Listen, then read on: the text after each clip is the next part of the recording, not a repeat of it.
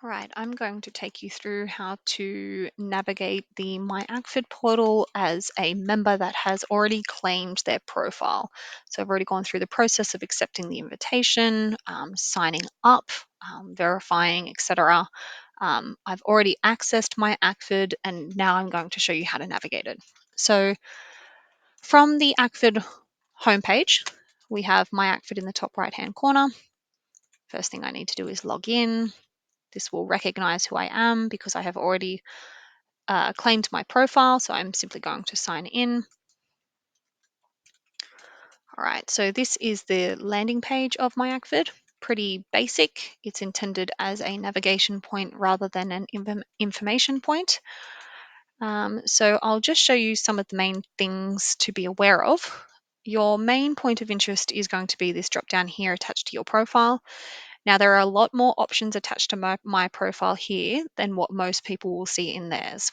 The reason for that is that I've given myself essentially superpowers within this portal to be able to give you a more comprehensive demonstration. So all users will have access to my profile. This is where you update your personal details. There is a little warning sign here, but don't worry about that. That is one thing that we're aware of and is listed for correction in our prioritized list of issues we'd like to resolve. My organization, this is where primary contacts are able to update the details of their organization. Obviously, this is an important place because a lot of these details here carry across to your invoices. So it's important to have this information correct, otherwise your invoices would be incorrect. All right, you have organization contacts here. Now this is the functionality, the editing functionality is only available to your primary contact. You may be starting to realize that the primary contact really has the superpowers in the CRM. Only one contact per organization is able to be listed as the primary contact. So we need to be a little bit considerate about who we're going to apply as that contact. So I'll show you what you can do within here. I'll jump into this profile here because this is a profile of one of our staff members who has recently left the organization. So I'll show you how to remove them from the organization. You have a first name, last name, and email address. Email address is very important because this is the unique identifier that ties your profile, any communications, and your login all together. If you're trying to log in using, say, a Gmail account to access a member profile that has a professional domain, that's just not going to work. The system will get confused, you'll hit error messages, it will be problematic. So it's very important to make sure that you're using your professional email address at all times. Now, there's a number of roles here. These are the roles that have been applied to this contact. Some of these roles have permissions behind them, and some of them don't. Now, I am the primary contact for the Australian Council for International Development, but you'll see there are 3 roles here that I can't edit: CEO contact, chair contact, and primary contact. These all need to be done by ACFID, and the reason for that is they are critical in functionality and functionality that crosses more than just your access to this portal. So CEO and chair contacts, for example, are critical in the code self-assessment and exceptions report function, and primary contact has a lot of different functionality within this portal. They can't manage their own access. They can't remove themselves as a primary contact or add a new primary contact. Now, the reason that I wanted to show you how to unlink an account is because if you were, say, Duncan was allocated as yes, CEO contact, and Duncan left this organization and I had Sarah come in and she was the new CEO. If I was just to recognize that, oh, I can't edit this, so instead of unlinking, creating a new profile and asking ACFID to update the CEO contact, what I'm going to do instead is just update this to be Sarah and add Sarah's email address here and save that as a linked contact active. What that's going to do is throw a lot of confusion into the system. What that means is that we now have an authentication and registration against Duncan's email address. Remember, the email address is the unique identifier. When we try and have Sarah log in, the system is not going to cope with that. It's going to throw error messages. She won't be able to access the account, and you'll have to reach out to ACFID to deactivate the old account and have Sarah start from scratch to create a new profile. We don't want that. So the simple pathway is to unlink your profile, unlink anyone who's left your organization, submit that. That will then de-link them from your organization in the back end. Your organization is the entity that has membership attached to it, and that membership flows down to all of the contacts linked to your organization. So when we unlink a contact from your organization, it means we're also removing their member benefits. But it means that we can retain all of the history of that profile. So now that we've removed Duncan, we can see that he's been removed from this list. We can't see him in here anymore. If I wanted to add a new contact as the primary contact, I have that functionality. I would simply do that through the create new contact here. Testing, testing. Now, email address is important. Remember that this is the unique identifier. If there are duplicate email addresses in the CRM, it's going to throw an error message and not allow you to do this, which is why, again, it's very important to be using your professional email address. So I'm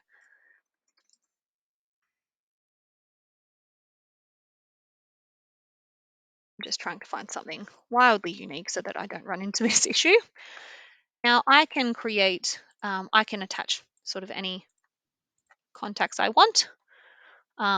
These contacts here have permissions attached to them, as well as the primary contact, which was here before you saw. These contacts that are not highlighted are communication indicators. They are intended to assist ACFID in directing our communication to the right people, as opposed to just bombarding whoever we have available. Now, what would happen if I press submit here is that will then link this new contact to my organization. I would see them in my list, and this email address will receive an invitation to claim their profile. Claiming your profile can be seen in the steps to claim your profile can be seen in the presentation that is part of this deck. So I won't go through that now. I'll keep going through this list. Now, these are going to be blank because I'm attached to the Australian Council for International Development. Of course, we don't have to apply for membership to ourselves, nor do we have to do our own surveys or undertake the code self-assessment or exceptions report. So these are all going to be blank, but this is intended to show you where you can find this information. So for non-members applying for membership, this is where you would find your eligibility applications. For your membership applications, you can see these here. And these are all filterable. So you can, or not filterable, sorry, sortable. So you can sort by any title you like. This is particularly useful when it comes to my surveys and code of conduct reports. We'll jump into surveys first. Once again, nothing in here because I'm attached to the ACFID organization. So we don't do our own surveys, but you can access that information there. There may be, depending on how long you've been a member of ACFID, there may be quite a few surveys. So this sorting functionality is useful here.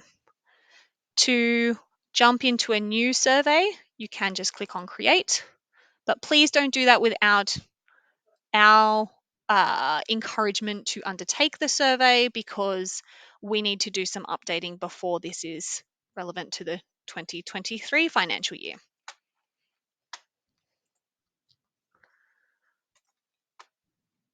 So code of conduct, this will be a primary place of interest for many of you. This is where you can access my certificates of compliance. So, across the previous years, exceptions reports and CSA submissions. Once again, you can see all of these fields are sortable. And you will have a status here. So this will show you your reports that have been completed, reports that are submitted and awaiting ACFID feedback, reports that where ACFID feedback has been provided and it's either complete or we require you to resubmit. All of that sort of content will be available here.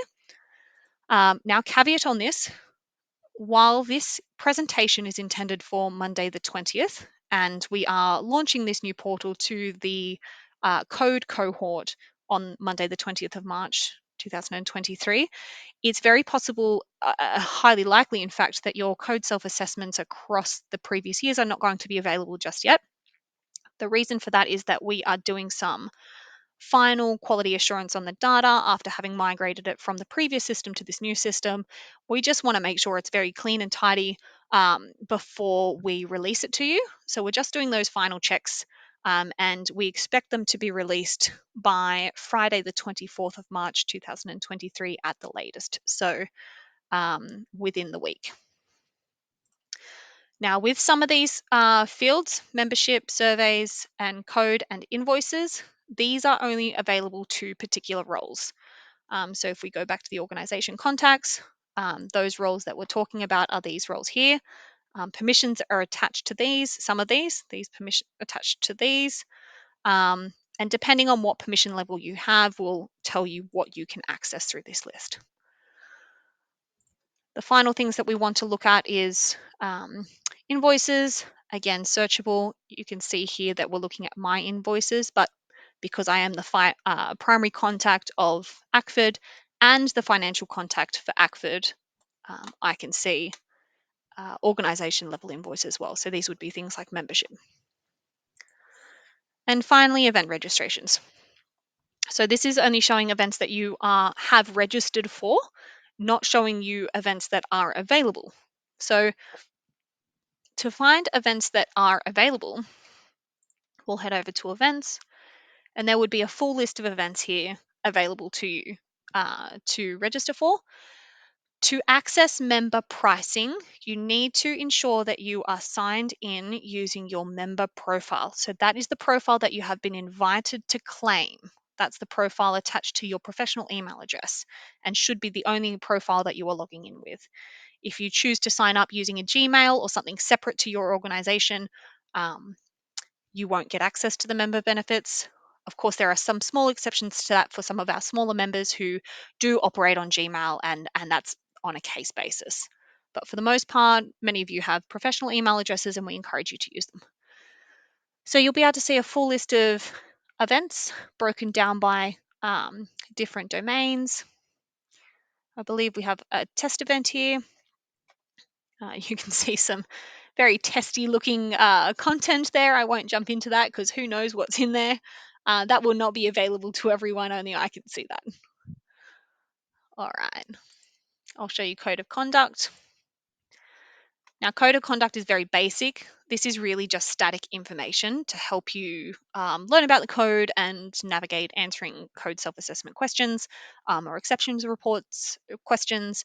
The functional interactive point of code information is within that My Code of Conduct section.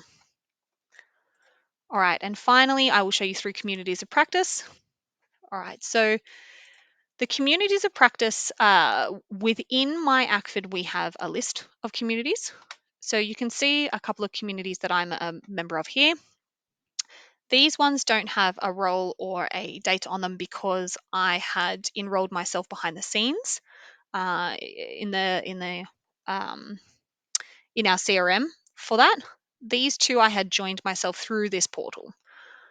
So I can jump into these and see a little bit more information here.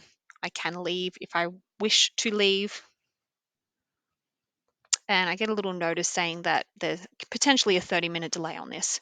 Now, the reason that that's there is because our MyACFID portal and our communities of practice portal, they're actually two separate tech stacks once again.